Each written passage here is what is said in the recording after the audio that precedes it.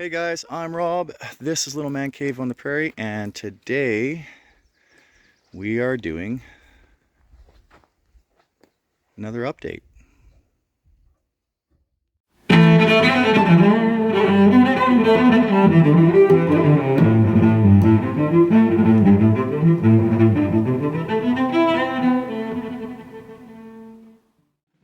Okay, so update number one. We are trying the extended cab.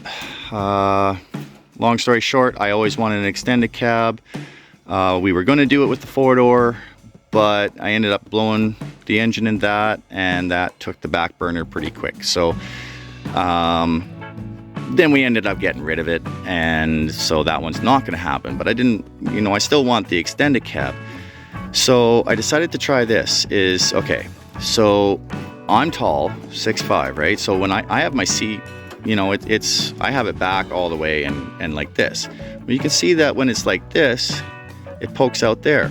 Now the plan is to take a two-door tin top, rear door, and slap it up against the back of this, cut it to fit, and cab in, the buggy. But that's not going to work if my seat needs to be back like that, right? So I figured I'd give myself 5 inches. This is 5 inches. And what I'm doing is just slowly shaving around it. Now I cut it a little bit long, you can see. And then I'm just going to shave it in so that it fits perfectly. This came off the red buggy, the original buggy. Same thing with the hood, fenders, and these are the tail pieces.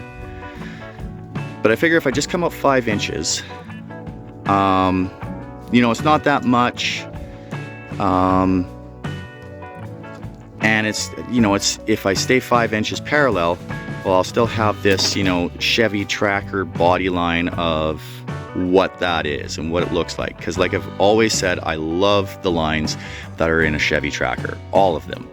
And I want to keep it as Chevy Tracker as I can with giving it kind of a buggy flair, I guess. So I've already got this one kind of cut out. I still got to do the inner fender or whatever wheel well. Kim's just taking out all the wiring that ran along this passenger side here. It was just kind of in the way.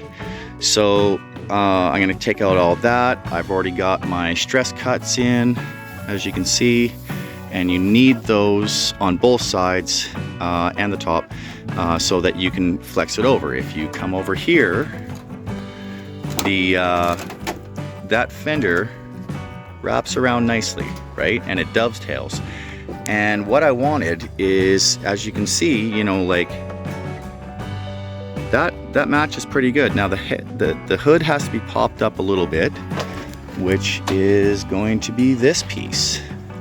This one comes over and replaces this one, because this one is shorter. I had to cut it shorter. When you do a dovetail, the nose kind of comes down just a little bit, and then this one fits in under here and attaches to the fenders on both sides, and it's kind of rounded, as you can see, and has been already done. Once again, that's off the buggy 2, or the original buggy. And then my hood will latch then, and I don't have to use door pins or anything like, or hood pins or anything like that. I can just close it and open it the exact same way any other tracker does, right? So once I get this in, well, and actually I have to do this dovetail. That's why this isn't done. I started doing this, but then I realized that you can see that this piece is dovetailed, so it curves in and it doesn't want to fit properly on a straight tracker body. So I'm going to dovetail this the same way that the red one was, and then that'll fit on a lot better. Then I can, because I don't want to shave myself into what might not fit later on, right? So I'll have to do all that, cut all that out, this back piece all along here, and coming along this side, I've already got my lines all marked out of where I gotta cut. Because anywhere where there's a an up and down flex, like your floors or anything like that, you have to kind of cut through those so that it'll bend laterally and not, But these lines here is where I'm supposed to cut, and this is just kind of 3 ideas of what I've got thinking in my head.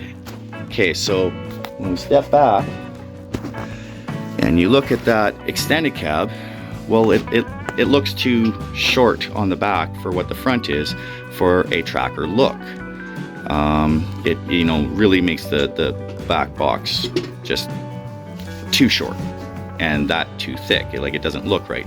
So the plan is to take these already dovetailed pieces, and now I cut them long, but I will, and you can see that, you know, there's just a slight arc to them as they go, and there's a little bit more arc up on this side where it was cut.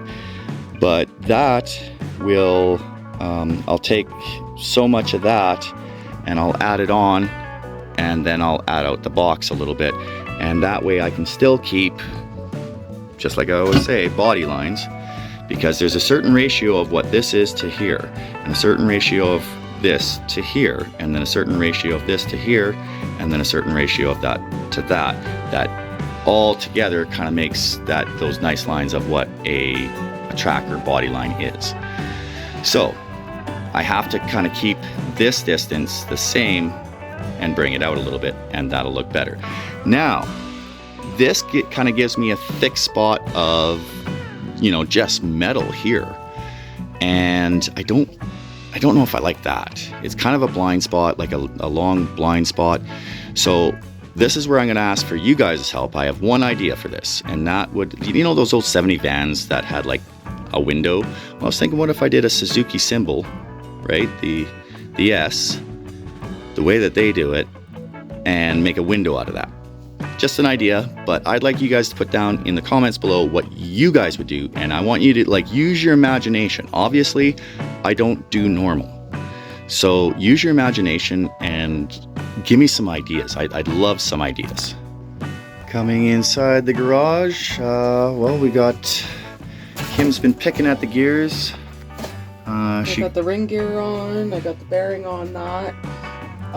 Unfortunately, the kit that we have doesn't come with the inner axle seals, so I am gonna have to wait and order those, and I also need a setup bearing for the pinion so that I can get all the shims on and off the right way. So I think that I'll just get Rob to fab up a setup bearing for me and then we can continue. Yeah, we're still waiting on shocks, and they put an 8-week wait on us we're using air shocks front and rear, Fox 2.5s and Fox 2.0s, just because of the front is heavier than the rear. But it's not a big update this time, guys.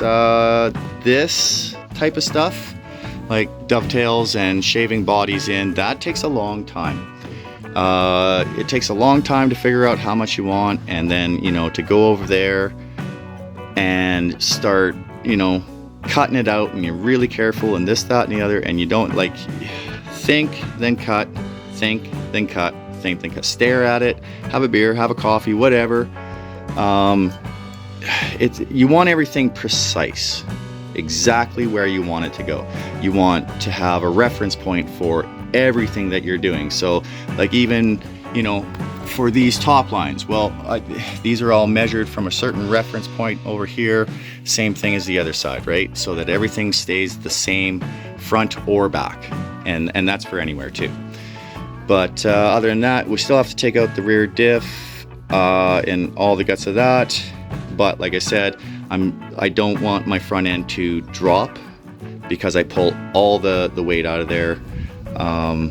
So until I get, you know, this diff done and maybe attached in under there, or ready to attach it under there, this will probably stay in, I would say. I've still got so much body work and everything, fuel cell, you know, the T-case gears that I haven't even started with the twin sticks, you know.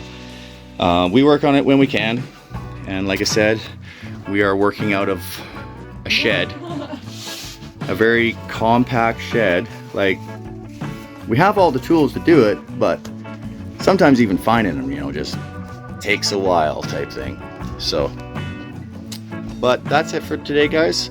Like, share, all that jazz. I am gonna hit back at it, and then I am going down to the lake. Have a good weekend, guys.